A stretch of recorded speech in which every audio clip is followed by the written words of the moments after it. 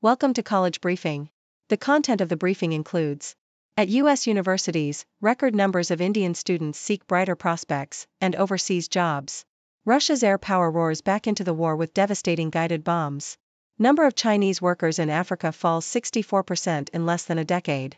A Dutch quandary offers a glimpse of a deepening problem for Europe. Asia's rice production hit by very aggressive, weedy varieties. At U.S. universities, record numbers of Indian students seek brighter prospects and overseas jobs. Associated Press. Universities in the U.S. are seeing a surge in numbers of Indian students enrolling as young people chase opportunities that are not available at home. The Indian economy is growing, however, many college graduates in the country remain jobless. I think many young people today feel like the economy isn't meeting their potential, their aspirations, and so they want to try their chances abroad if they can, said Rosa Abraham of Azim Premji University. The demand for a U.S. education is seeing record enrollments by students from India, which is good for U.S. universities that are charging full tuition fees. However, it is a loss to India, with many students using foreign universities as a stepping stone for careers abroad. The Indian education system is also short on capacity, and competition for admission to India's top universities has become fierce. The vast majority of Indian students are coming to the U.S. for graduate programs in science, math, and engineering. The chance to work in the U.S. for up to 3 years after graduation is also a selling point. Russia's air power roars back into the war with devastating guided bombs. Washington Post. The Russian Air Force has used glide bombs to devastating effect in the Ukrainian conflict, according to Western experts. The bombs are Soviet-era and have been fitted with wings and guidance systems to allow them to travel long distances with accuracy. They enable Russian jets to attack from a distance, away from Ukrainian anti-aircraft systems. The bombs are unfortunately powerful, according to Dmytro Lakovyi, a Ukrainian military spokesman. They cause significant damage to properties that could be used as defense fortifications. The Ukrainian military also uses guided bombs, including the US-made Joint Direct Attack Munition System. However, the Russian glide bombs are more plentiful and have been used to good effect in the recent capture of the city of Avdiivka. Ukrainian forces have used limited means to counter the glide bombs, but one of the best ways to deal with them would be the introduction of F-16 fighter planes. Number of Chinese workers in Africa falls 64% in less than a decade. South China Morning Post. The number of Chinese workers in Africa has plummeted by 64% since 2015, according to a working paper from the International Monetary Fund, IMF. The decline is linked to a reduction in funding for infrastructure projects, which has been exacerbated by the COVID-19 pandemic. By the end of 2021, the official number of Chinese workers in Africa stood at around 93,000, down from 263,000 in 2015. The IMF paper also noted that the decline is linked to a drop in the gross annual revenues of Chinese construction projects in Africa. In 2021, Chinese companies' revenue from engineering and construction projects in Africa was $37 billion, down 3% from the previous year. The decline in Chinese workers is also partly due to the fact that Chinese companies increasingly hire local workers as they establish a presence in a country. Overall, the IMF paper predicts that while there will be a recovery in the number of Chinese workers in Africa, it will not reach the same levels as in the past decade. A Dutch quandary offers a glimpse of a deepening problem for Europe. New York Times. Geert Wilders, the far-right politician who won national elections in the Netherlands in November, has become an unavoidable political force in the country. His party, the Party for Freedom, won 37 seats in the House of Representatives, a significant margin in a system that relies on consensus and coalition building. This has led to a dilemma for other Dutch political parties, who have traditionally shunned the far right. The situation in the Netherlands is seen as a test case for Europe as a whole, as other countries also grapple with the rise of far-right forces. Italy has a hard-right leader, and the Swedish government relies on a party with neo-Nazi roots. The far right also has significant representation in the opposition in France and Germany. Asia's rice production hit by very aggressive, weedy varieties. South China Morning Post. Weedy rice, a wild relative of cultivated rice, is threatening the global rice industry. The invasive plant can grow rapidly and taller than cultivated rice, depriving it of soil nutrients and sunlight. A major outbreak of weedy rice can reduce crop harvests by over 80%. Thailand has reported losses of about 10% of its rice output as a result of the plant. Herbicide-tolerant rice varieties have been introduced to curb the spread of the plant, but some weedy rice has evolved to become herbicide-tolerant. The problem has also worsened due to the rise in mechanized farming in Asia. World's last negative rate experiment nears its end in Japan. Bloomberg. The Bank of Japan, BOJ, is expected to abandon negative interest rates in the coming weeks. Governor Kazuo Ueda is predicted to raise the short-term rate from -0.1% in either March or April. The move would mark the end of the era of negative rates, a policy adopted by central banks worldwide in their efforts to combat deflation. The BOJ introduced negative rates in 2016, but the policy has been criticized for failing to stoke inflation. Without Julian Reese, Terps fall at Penn State to close regular season. Washington Post. The Maryland men's basketball team didn't have much to play for in its regular season finale at Penn State, save for the modest incentive of a better seed in the Big Ten tournament, where the slumping Terrapins will need an improbable title run to earn a spot in the NCAA tournament. Dayton's Darren Holmes named as one of 15 finalists to Wooden Award national ballot. Yahoo! University of Dayton junior forward Darren Holmes II has been named one of 15 candidates for the John R. Wooden Award All-American Team and Wooden Award Trophy. Holmes leads the Atlantic 10 in scoring, 20.2, and Dayton in rebounding, 8.3. He is the leading candidate for Atlantic 10 Player of the Year. Holmes is the only player in the country with more than 60 blocks, 60 dunks, and 60 assists this season. GOP lawmakers resist calls to tweak abortion bans. Some say they'll clarify the law's few exceptions. Associated Press.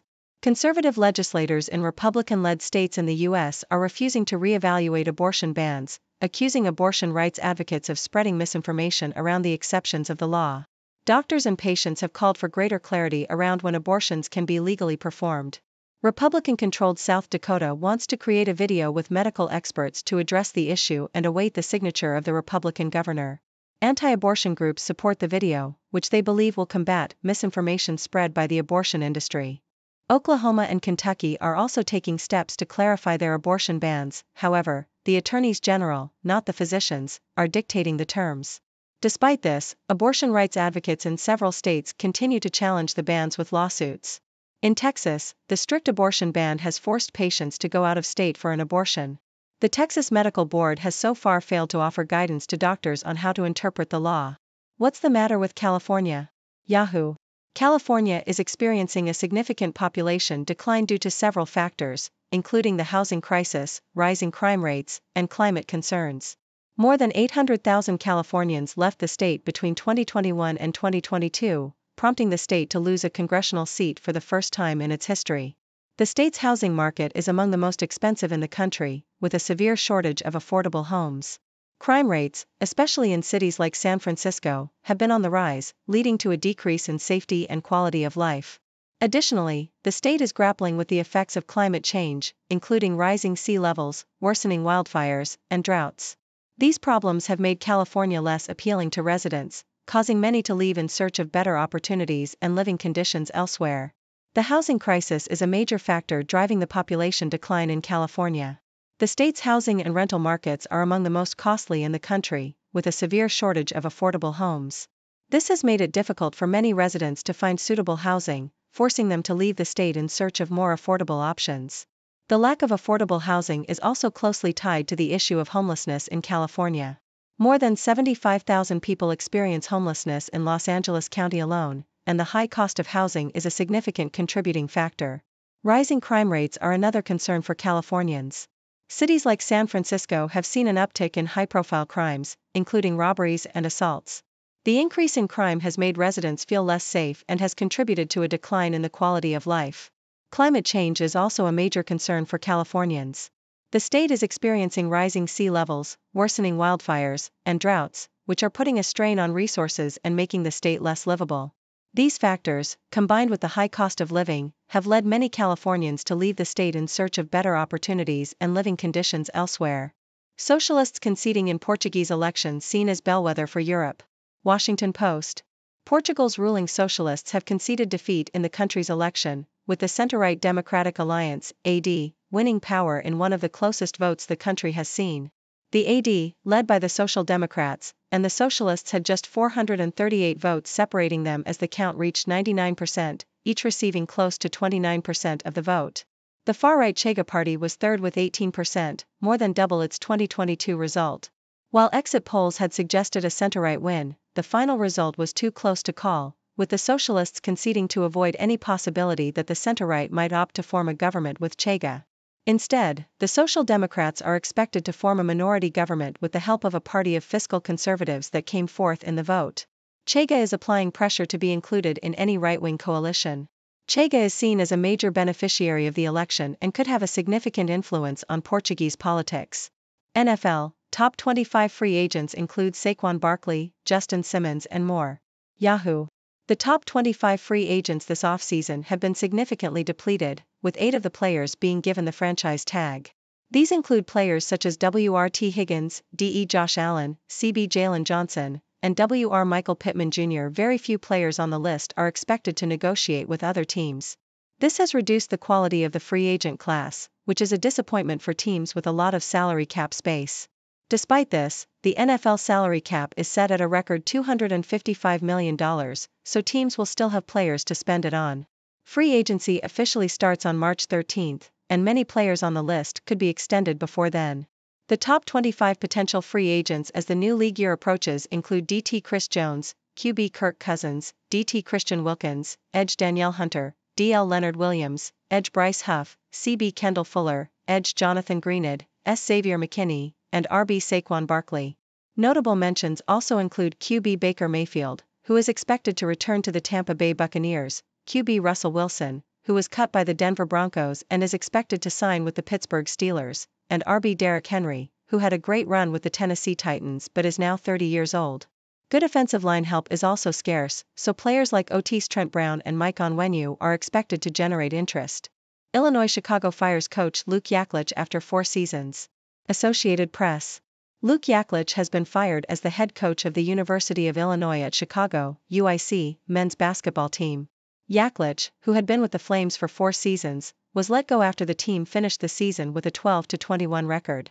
UIC's athletic director, Michael Lapitz, thanked Yaklich for his leadership and integrity and wished him well in the future.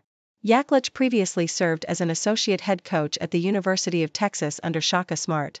HSBC was Asia's ultra-rich to set up base in Hong Kong with suite of services. South China Morning Post. HSBC plans to increase the visibility of its family office and digital banking services in order to attract ultra-high net worth clients to its private banking unit. The bank will offer a suite of digital solutions to support relationship managers in serving tech-savvy customers, and will provide investment and wealth planning services for wealthy families and individuals to set up family offices in Hong Kong. HSBC's private banking business in Asia has seen strong growth, with invested assets from private banking customers in Asia rising 18% year-on-year to $166 billion as of the end of 2023. Ravens edge Huskies 70-67 to defend U Sports women's basketball title. The Toronto Star. The Carleton Ravens have won the U Sports women's basketball title for the 2nd year in a row. In a thrilling championship game against the University of Saskatchewan Huskies, the Ravens came out on top with a score of 70-67. Saskatchewan's Gabe Grasick had a heroic night, scoring 30 points, but Carleton's scoring by committee effort led them to victory. The Ravens were led by Callie Pokernick, who scored 18 points. The game showcased the dominance of both programs in women's basketball over the past decade. Despite being a smaller team, the Ravens won the rebounding battle and secured the win. Ladies and gentlemen, it's your favorite Six Doctor here, bringing you the latest news from around the globe. Today, we have quite an interesting mix of stories, ranging from international student trends to geopolitical shifts, environmental challenges, and even some sports highlights. So, let's dive right in. First up, we have a story that hits close to home for me as an observer of international education. U.S. universities are experiencing a surge in Indian students seeking brighter prospects and overseas jobs. With the Indian economy growing, many college graduates are still struggling to find employment opportunities in their home country. This has led to a record number of Indian students enrolling in U.S. universities, which is good news for American institutions, but a loss for India as these students often use foreign universities as a stepping stone for careers abroad. It's a fascinating trend that reflects the aspirations and ambitions of young people today. Moving on, we have a report on Russia's air power in the Ukrainian conflict. Western experts have observed the devastating effects of Russian glide bombs in the conflict. These Soviet-era bombs, fitted with wings and guidance systems, allow Russian jets to attack from a distance, avoiding Ukrainian anti-aircraft systems. It's unfortunate that these powerful bombs are causing significant damage, but it highlights the evolving nature of warfare and the need for advanced defense mechanisms. Next, we turn our attention to China's declining presence in Africa. According to a working paper from the IMF, the number of Chinese workers in Africa has fallen by 64% since 2015. This decline can be attributed to reduced funding for infrastructure projects and the impact of the COVID-19 pandemic. Chinese companies are also increasingly hiring local workers as they establish a presence in African countries. While there may be a recovery in the number of Chinese workers in the future, it's unlikely to reach previous levels. This shift could have significant implications for China's economic and political influence in Africa. Now, let's discuss a Dutch quandary that offers a glimpse into a deepening problem for Europe. The far-right politician Geert Wilders and his Party for Freedom have become an unavoidable political force in the Netherlands. This poses a dilemma for other Dutch political parties, as they traditionally shun the far right. The rise of far-right forces is not unique to the Netherlands, as other European countries are also grappling with this phenomenon. It's a test case for Europe as a whole and raises questions about the future of politics on the continent. Shifting gears, we have an environmental story about weedy rice threatening the global rice industry. This invasive plant can grow rapidly and taller than cultivated rice, causing significant damage to crop harvests. Thailand has already reported losses of about 10% of its rice output due to the plant. Efforts to curb the spread of weedy rice, such as introducing herbicide-tolerant rice varieties, have had limited success as some weedy rice has evolved to become herbicide-tolerant. This highlights the challenges we face in maintaining global food security in the face of environmental threats. Now, let's talk about Japan and its experiment with negative interest rates. The Bank of Japan is expected to abandon negative rates in the coming weeks, marking the end of an era for this policy. Negative rates were adopted by central banks worldwide to combat deflation, but they have faced criticism for their effectiveness. It will be interesting to see how Japan's decision impacts its economy and whether other countries will follow suit. In other news, we have stories from the world of sports. Maryland's men's basketball team had a disappointing regular season finale, while the University of Dayton's Darren Holmes has been named a finalist for the John R. Wooden Award. In the NFL, the top 25 free agents this offseason have been significantly depleted, but teams still have plenty of salary cap space to work with. In college basketball, Luke Yaklich has been fired as the head coach of the University of Illinois at Chicago, and HSBC is targeting Asia's ultra-rich to set up base in Hong Kong. Finally, the Carleton Ravens have won the U Sports women's basketball title for the second year in a row. Phew! That was quite a whirlwind of news. But before I go, I want to hear from you, my wonderful audience. What are your thoughts on these stories? Do you have any questions or opinions? Don't be shy, let's have a lively discussion. Thank you for tuning in. The content above showcases the latest briefing reports and analytical synopses, thoughtfully curated by the 6Do team. These insights stem from a wide array of reputable media outlets, think tanks, government sources, and specialized experts worldwide. We encourage you to explore these sources for a comprehensive perspective. Keep in mind that while the content may not always align with the official standpoint of 6Do Brief, it's not meant to be taken as absolute directives for decision-making. Comprising seasoned media professionals, learned scholars, and accomplished scientists, the 6Do team embodies a trailblazing, fully independent media entity. To customize 6Do Brief to meet your professional needs, you have the option to subscribe to a diverse array of briefings on our website, 6dobrief.com. Regardless of your location, you can conveniently receive 6Do Brief via email.